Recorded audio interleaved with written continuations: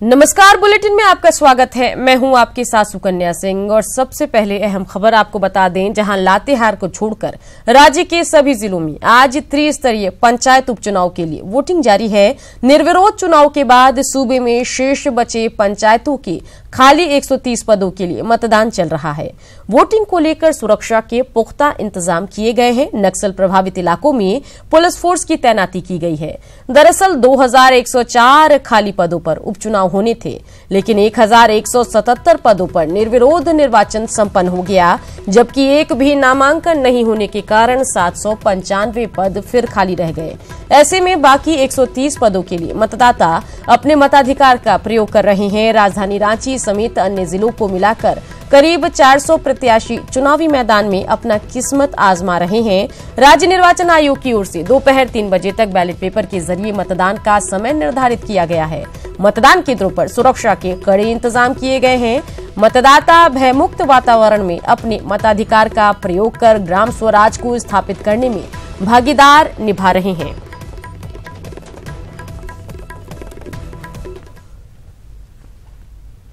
वो मुकम्मल है और सभी मतदाताओं से आयोग की अपील है कि वे अपने मत का उपयोग निश्चित रूप से करें।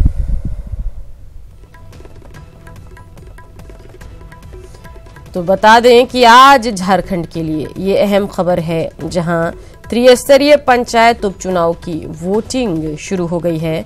पंचायत उपचुनाव को लेकर प्रशासन अलर्ट है। सूबे के 3683 केंद्रों पर मतदान जारी है। बैलेट पेपर से दोपहर 3 बजे तक मतदान होगा। तो लातेहार को छोड़कर राज्य के सभी जिलों में आज त्रिस्तरीय पंचायत उपचुनाव के लिए वोटिंग चल रही है। निर्विरोध चुनाव के बाद सूबे में शेष बचे पंचायतों के खाली 130 पदों के लिए मतदान चल रहा है और इसे लेकर सुरक्षा के पुख्ता इंतजाम किए गए हैं। जो इलाके नक्सल प्रभावित हैं, वहां खास इंतजाम किए गए हैं। इलाके में पुलिस फोर्स की तैनाती की गई है। बता दें 2104 खाली पदों पर उपचुनाव होने थे, लेकिन 1177 पदों पर निर्विरोध निर्वाचन संपन्न हो गया, जबकि एक भी नामांकन नहीं होने के कारण 795 पद फिर खाली रह गए।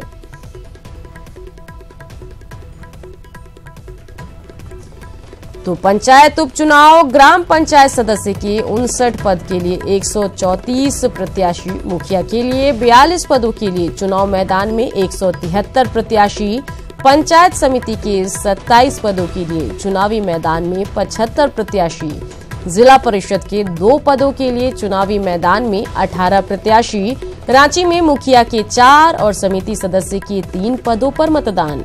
पंचायत उपचुनाव के लिए बनाए गए 3683 मतदान केंद्र। उपचुनाव में कुल वोटरों की संख्या 11,62,991।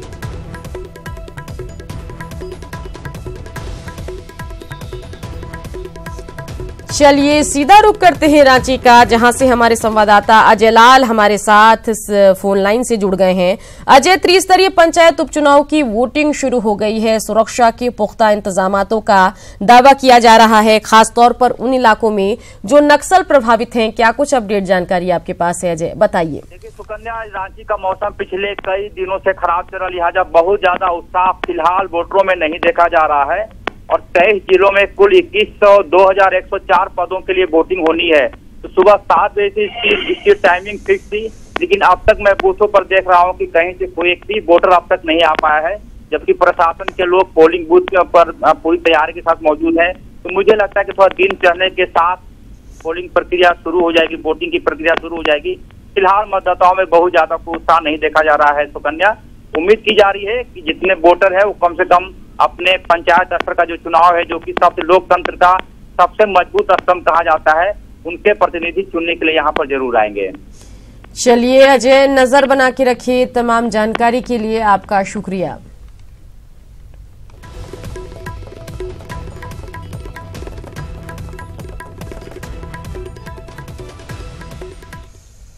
लोकसभा चुनाव से पहले झारखंड में विधानसभा की एक सीट के लिए 20 दिसंबर को उपचुनाव होने जा रहे हैं, जो बीजेपी और विपक्षी दलों दोनों के लिए बेहद अहम है। चुनाव प्रचार के अंतिम दिन कई दिग्गज प्रचार मैदान में उतरे। वहीं चुनाव आयोग और प्रशासन ने भी मतदान को लेकर तैयारी पूरी कर ली है। रिपोर्ट देखिए।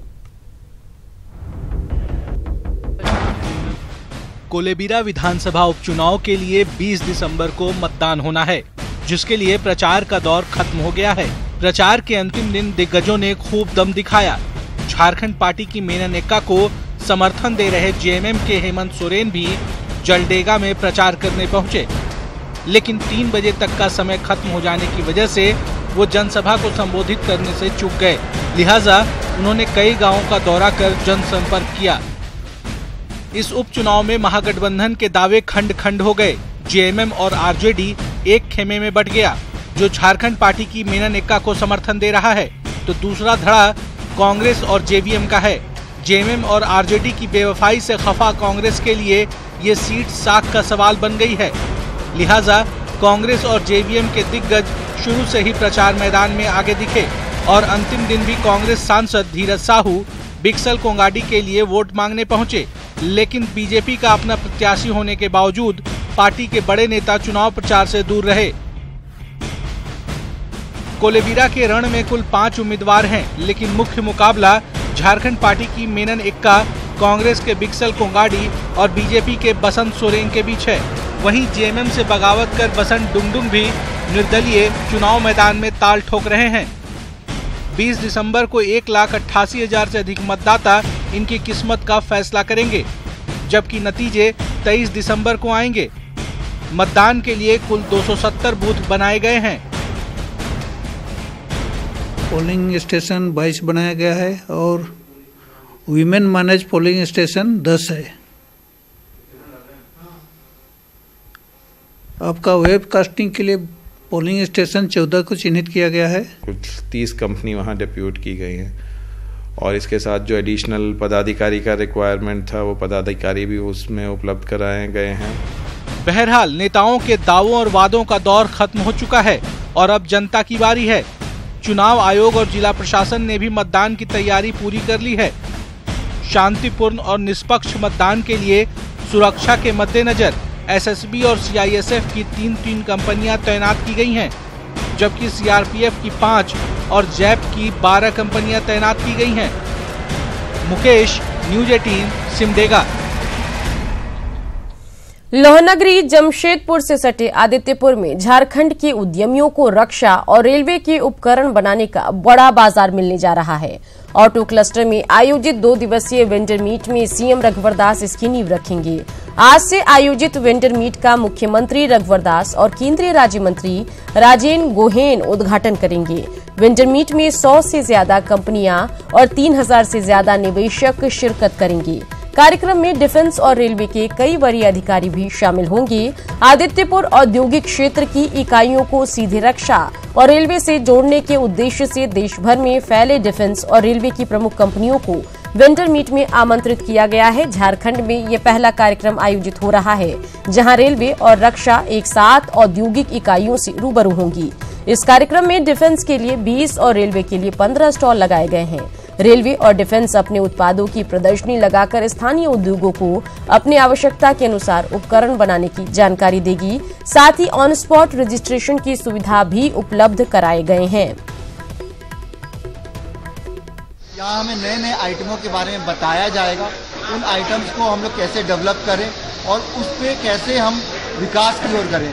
जो आइटम विदेश से आ रहे हैं उसको यहाँ बनाने के ऊपर भी हम लोग कार्यशाला लगा रहे हैं। मुख्यमंत्री जी 11 बजे आ रहे हैं, रेल राज्य मंत्री 11 बजे पहुँच रहे हैं और एक कार्यक्रम के 12:30 तक का मेन कार्यक्रम है और उसके बाद में स्टॉल सबका अवलोकन है और सब जितने भी जो यहाँ के इंडस्ट्री वाले लोग हैं और रेलवे और डिफेंस से हम क्या फायदा अपने औद्योगिक क्षेत्र के लिए, विकास के लिए, झारखंड के विकास के लिए और आने वाले समय में और अपने काम को कैसे इस क्षेत्र में प्रवेश करके बढ़ाएं, उसके लिए सब प्रयत्नशील है। डिफेंस के सेक्टर में संभावनाओं की नई तलाश करते हुए ये 2 दिवसीय कार्यक्रम जो है वो आयोजित किया जा रहा है। इसमें मुख्य रूप से 100 से अधिक कंपनियां जो है वो भाग ले रही हैं। साथ ही साथ 3000 से अधिक निवेशक एवं 90 कंपनियों के शिलान्यास का प्रस्ताव जो है वो इसमें है।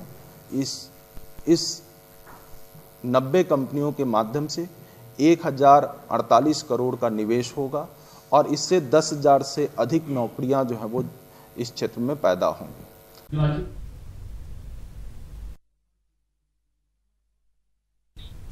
अन्नी अमृता हमारे संवाददाता इसी खबर पर ज्यादा जानकारी के साथ फोन लाइन से जुड़ गई हैं। अन्नी, आदित्यपुर में औद्योगिक विकास की नींव रखी गई है और आज से 2 दिवसीय वेंडर मीट भी शुरू हो रहा है। आपके पास क्या कुछ जानकारी है, बताइए। देखिए सुकन्या, इसको हमको 2 तरह से समझना होगा। जो आदित्यपुर औद्योगिक क्षेत्र है, 1000 से भी ज्यादा छोटे और मंझले उद्योग हैं जो पूरी तरह से टाटा मोटर्स पर और टाटा स्टील पर निर्भर है और सालों से ये परिपाटी चली आ रही है। और कुछ साल पहले जब आर्थिक मंदी आई थी और टाटा मोटर्स में काम काफी दिनों तक बंद रहता था, उस वक्त जो यहाँ के उद्योगों की कमर टूट गई थी। तो उसी वक्त से ये कोशिश लगातार जारी थी कि रेलवे और डिफेंस और दूसरे जो सेक्टर्स हैं उनसे भी एक संपर्क बनाया जाए ताकि जो भी पार्ट्स यहाँ बनते हैं, कंपोनेंट्स बनते हैं, उसकी सप्लाई दूसरे सेक्टर के लिए भी हो सके और टाटा ग्रुप की कंपनियों पर निर्भरता कम हो। तो अब वो प्रयास रंग लाएगा सुकन्या, जैसे कि उम्मीद है। आज रेलवे और डिफेंस पहली बार इतने बड़े वेंडर मीट में आदित्यपुर में शिरकत करेगा, जहां अपना स्टॉल लगाएगा। वो ये देखने की कोशिश करेंगे कि आदित्यपुर औद्योगिक क्षेत्र में क्या संभावनाएं हैं, यहाँ क्या क्या बन सकते हैं। आदित्यपुर औद्योगिक क्षेत्र के प्रतिनिधि प्रेजेंट करेंगे, खुद की जो उनकी इंफ्रास्ट्रक्चर है उसको दिखाएंगे, वो बताएंगे वो क्या क्या यहाँ बना सकते हैं। तो एक पहली बार जो है एक संपर्क होगा और इस बात की भी संभावना है कि आगे MOU के लिए रास्ता साफ हो।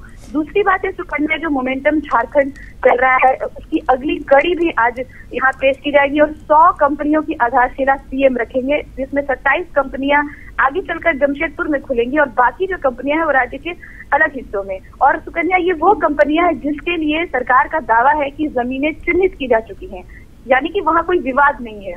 तो कुल मिलाकर आज जी सुकन्या जी, चलिए अन्नी, तमाम जानकारी के लिए आपका शुक्रिया। कोलांचल धनबाद में झामाड़ा के कर्मचारियों ने बकाया वेतन और छठे वेतनमान की मांग को लेकर आज से अनिश्चितकालीन हड़ताल पर जाने की घोषणा की है।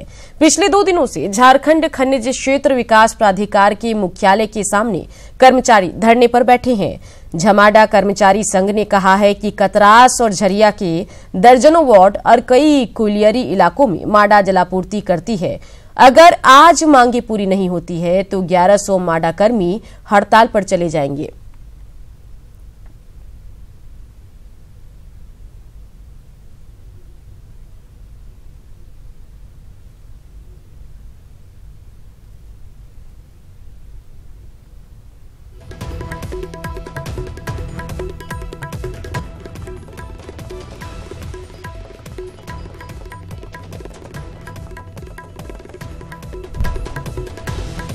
तो अहम खबर आपको बता रहे हैं। बता दें कि धनबाद में आज से हड़ताल पर जा सकते हैं माडा कर्मी। 40 महीने के बकाये वेतन और छठे वेतनमान की मांग कर रहे हैं। झरिया और कतरास में जलापूर्ति सेवा चरमरा सकती है। अनिश्चितकालीन हड़ताल पर माडा कर्मी जा सकते हैं।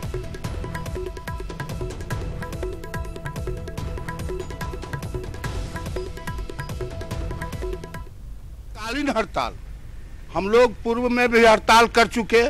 हम लोग जा करके जनहित में हम लोगों ने वापस ले लिया, लेकिन कर्मचारी इतना त्रस्त हो चुका है कि अब कोई सुनने वाला नहीं है। उस दिन 14 दिसंबर को हम लोग प्रबंध निदेशक से वार्ता हुई।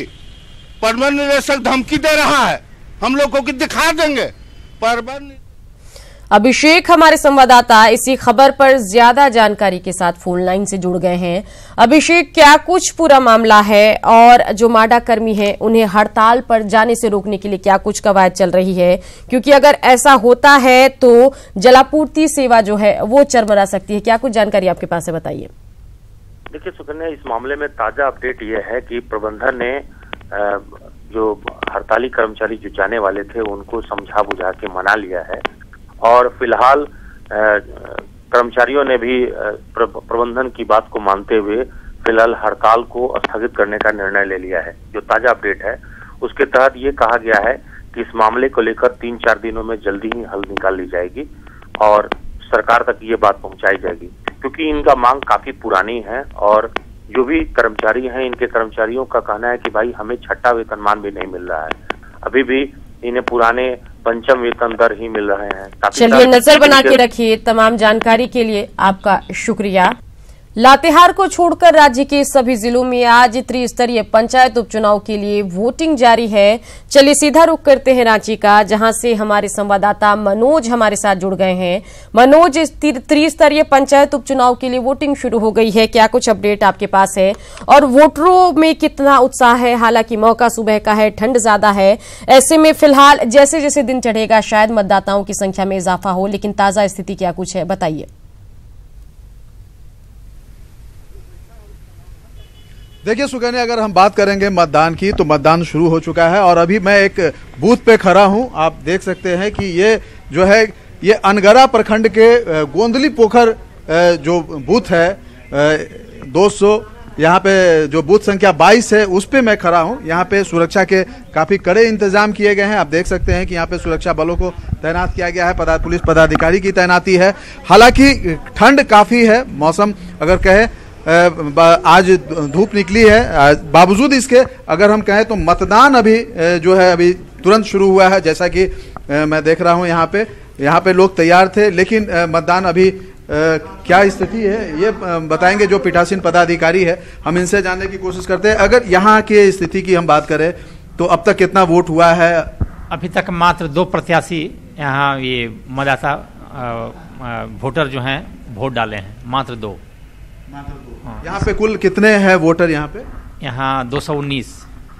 तो सुकन्या आप देख सकते हैं कि 219 मतदाता है यहाँ पे और अभी तक मात्र 2 मतदाता जो हैं वो वोट डाले हैं। आप देख सकते हैं यहाँ पे तैयारी जो है काफी की गई है। जो यहाँ पे अगर हम मतदाताओं की बात करेंगे तो लोग अब आना शुरू कर रहे हैं। आप देख सकते हैं कि एक और मतदाता आए हैं यहाँ पे। तो एक तरह से कहा जाए तो जो ठंड का जो मौसम है, ठंड के मौसम की वजह से यहाँ पे एक अगर कहा जाए तो अभी काफी धीमी है यहाँ पे मतदान की स्थिति जो है। आप देख सकते हैं कि यहाँ पे एक और महिला यहाँ पे आई हैं, हम इनसे बात करने। आप वोट देने आई हैं इतनी सुबह ठंड में?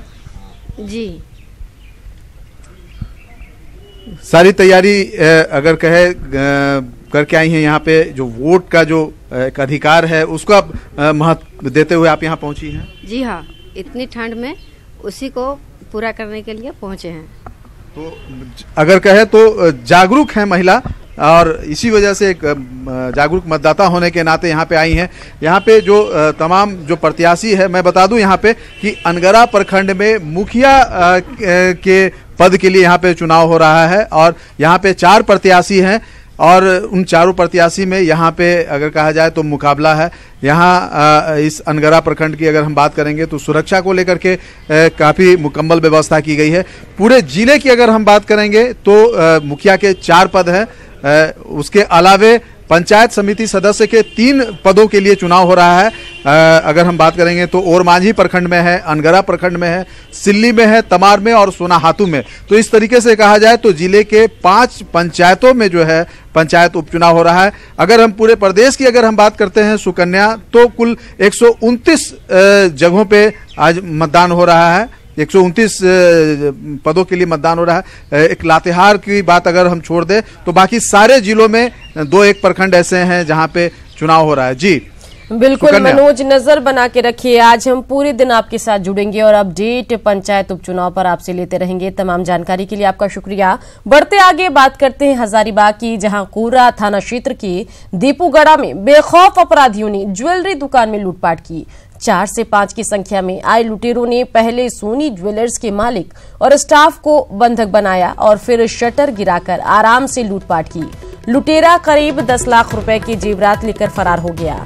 शातिर लुटेरों ने दुकान में लगे सीसीटीवी के डीवीआर को भी अपने साथ लेकर चला गया। सबसे बड़ी बात है कि घटनास्थल से एसपी आवास महज 300 मीटर की दूरी पर है और इन जगहों पर लूटपाट की घटना से सुरक्षा पर सवाल खड़ा होने लगा है।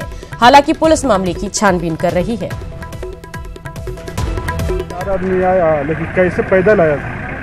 उसके बाद डायरेक्ट आकर के एक आदमी सीसीटीवी का डीवीआर खोलने लगा, एक आदमी तिजोरी, जिससे लग रहा था कि पहले से देख के गया है।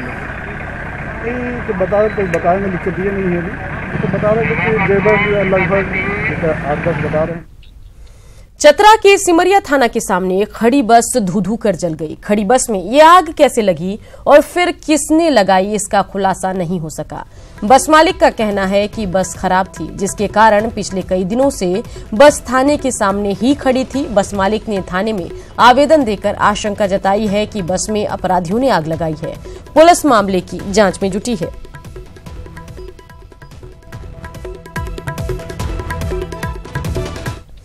पेथाई तूफान का असर झारखंड में भी देखा जा रहा है। रिमझिम बारिश से प्रदेश में कनकनी बढ़ गई है। रांची, जमशेदपुर, हजारीबाग, लोहरदगा, देवघर, चतरा, पाकुड़ और गुमला समेत राज्य भर में ठंड के कारण जनजीवन अस्त व्यस्त हो गया है।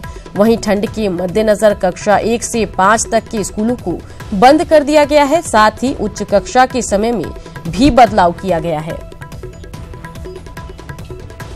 और इसी के साथ बुलेटिन में इतना ही। झारखंड की बाकी खबरों को देखने के लिए आप लॉग इन कर सकते हैं हमारी वेबसाइट news18 jharkhand.com पर।